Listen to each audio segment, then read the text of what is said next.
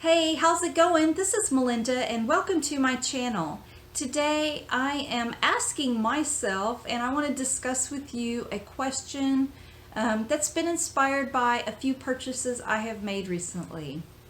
Why am I buying records I don't really need? And I ask myself that question in two different ways.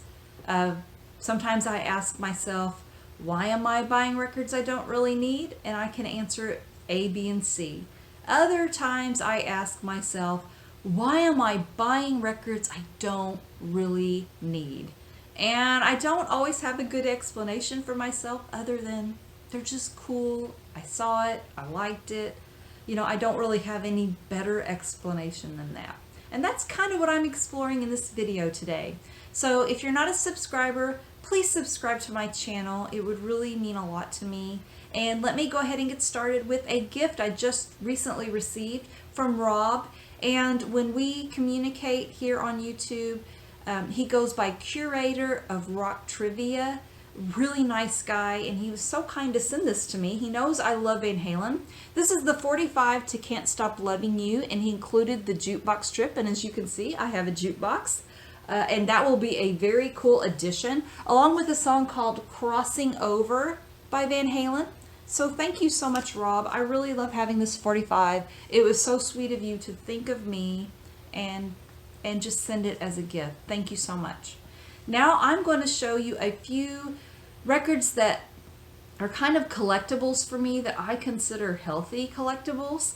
These are Mobile Fidelity original master recording albums, and these, I kind of consider this to be healthy because they're different bands, different genres of music. They're just a really great company that puts out quality records. I found this one recently and I love it. It is the original master recording of the Little River Band's first Under the Wire. Am I the only person that likes the Little River Band? Because I really don't hear them talked about much in the vinyl community. And yet, as I was growing up in the 70s and the 80s, their songs were all over the radio. The Night Owl is one of my favorites. And Take It Easy on Me was a beautiful ballad. I picked this one up because it has the hit classic Lonesome Loser on here. It sounds amazing on Mobile Fidelity's original master recording. But the real true gem for me is a song on here called Cool Change. It's been one of my favorite songs for a very long time, and I have a really good memory. I had a friend, a guy that I would talk to on the phone, and I didn't have the cassette of this, but he did. So what he would do is he would put the receiver of the phone down on his jam box and play the song Cool Change so I could just listen to it. So I love having this version. It sounds really beautiful. So I love having the original master recording of the Little River Band's first Under the Wire. And I think it's a really cool, solid album by them. This next original master recording came as a total shock. This is something that was sold last year and was sold out. So I did not expect to get a copy of this. I had placed a pre-order a long time ago, sold out. I just assumed I wasn't going to get a record, and then just a week ago it came in the mail and I was shocked. This is Train's Drops of Jupiter, and this is one of my husband's favorite bands. And I also really like the song Drops of Jupiter. I love their music. I think they're really good. I would like to have maybe a different album by them. One of my favorites is there's a song called Marry Me. I would love to have the album that has that song on there.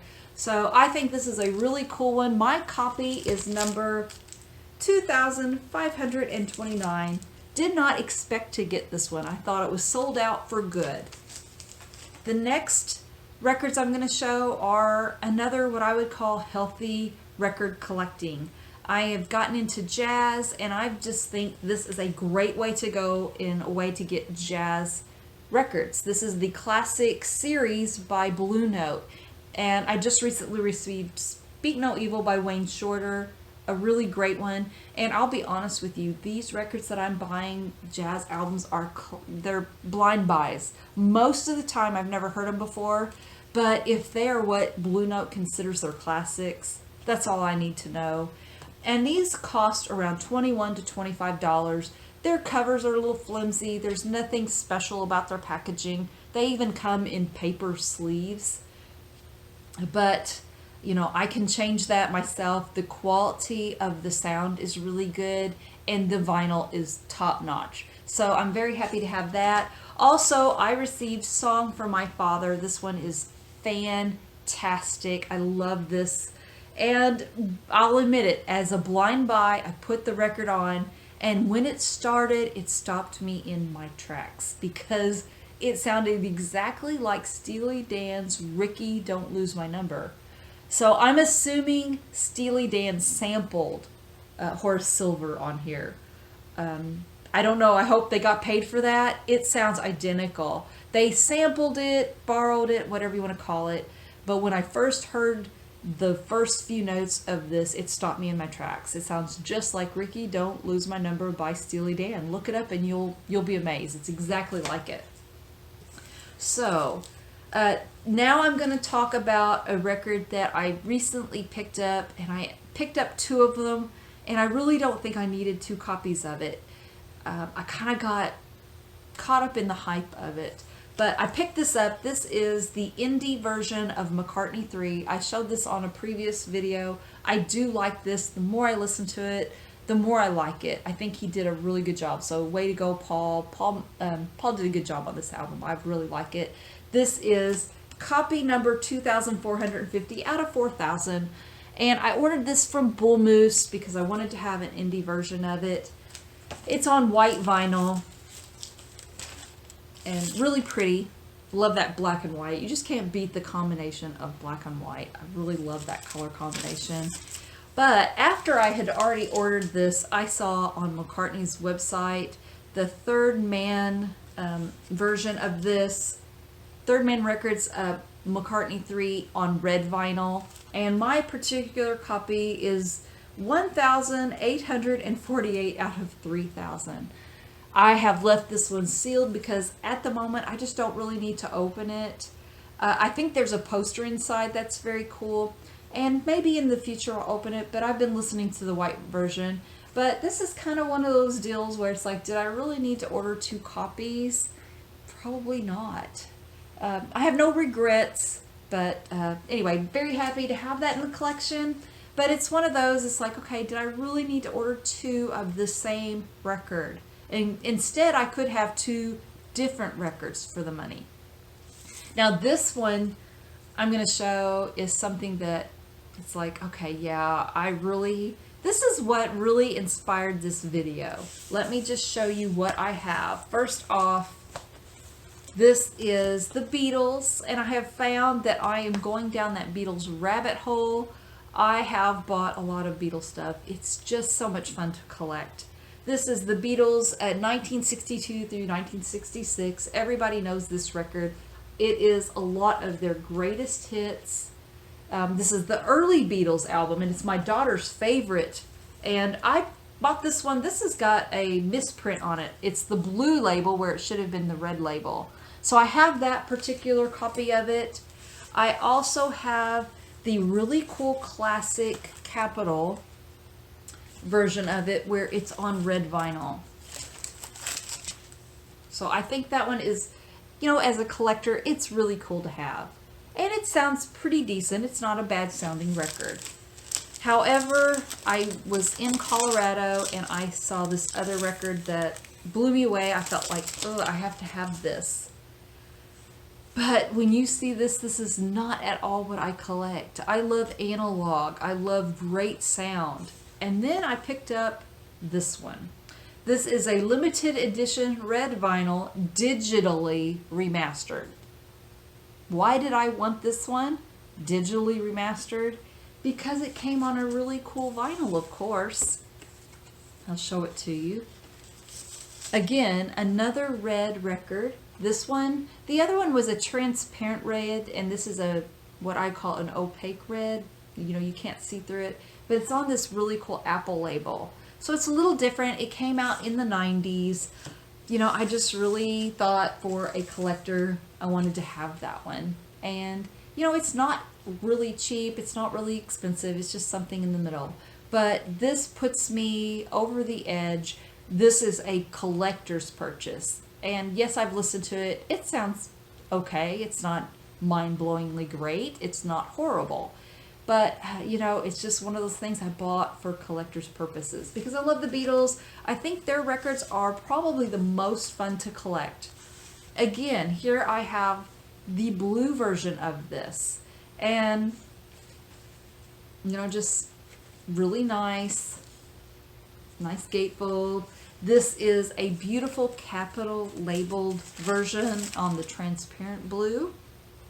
And I think it sounds pretty good. I have no complaints about the sound. But as a collector, I found this one. It's a limited edition. Again, another blue vinyl, digitally remastered. That should, most of the time, drive me away. But check out the vinyl. It's so pretty. Again, it's another blue version. Came out in the 90s, and it is on the Apple label. So those purchases are records that I bought for just the collectability, the fun of having them. They're not because I really needed them in the collection. And, for every one of those albums, I could just keep 2 of them and have a lot more records. Here is what I call for my collection the granddaddy of records that, instead of asking, why do I have records I don't need? This is, why do I have records I don't need? Because I don't need all of these, but I like them and they're very different. So this is what inspired it. This is a recent purchase for me. This one I found at Dillard's, and to be honest with you, I bought it because I only paid $4 for it. It is the Sgt. Pepper Lonely Hearts Club Band. This is the Giles Martin remix that is 2 LPs. One LP is the outtakes, the other LP is just the album itself. Got it, it was on sale for $14, and I had a $10 reward card to use. So got it for $4. So I decided, you know what? I didn't have this particular version of it. I didn't have that second outtakes album, although I do have all of the anthology albums. So I bought that. Here is what I already had, just the single version of the Giles Martin remix. Here is the original master recording, the mobile fidelity version of Sgt. Pepper. Someone gave this to me as a gift. Again, this is the Giles Martin remix, but it's a picture disc of it. This is the first one I ever owned, and my husband bought for me as a gift. So this is just on the rainbow label by Capitol. And this is a mono version of the Beatles Sgt. Pepper. This is a single version. I also have the Beatles in mono box set, so I have 2 copies of this. So here's one. If you count the one in the box set, that's 2, 3, 4, 5. This one wasn't cheap. 6, 7. This one was cheap. But you add all that together, that's 7 records. 7 records take up quite a bit of room in my vinyl collection. And you add all that money up, and I'm thinking, you know what? What else could I have bought for as much as I have invested in the Beatles Sgt. Pepper? So I kind of go back and forth in my head. I love having these. They are very fun to collect. But also the side of me that's like, you could have so many more records in your collection if you didn't have all of these. And, I don't really have a good explanation for why I do this, other than I just see something, I love it, and if I have the money at the time, I buy it.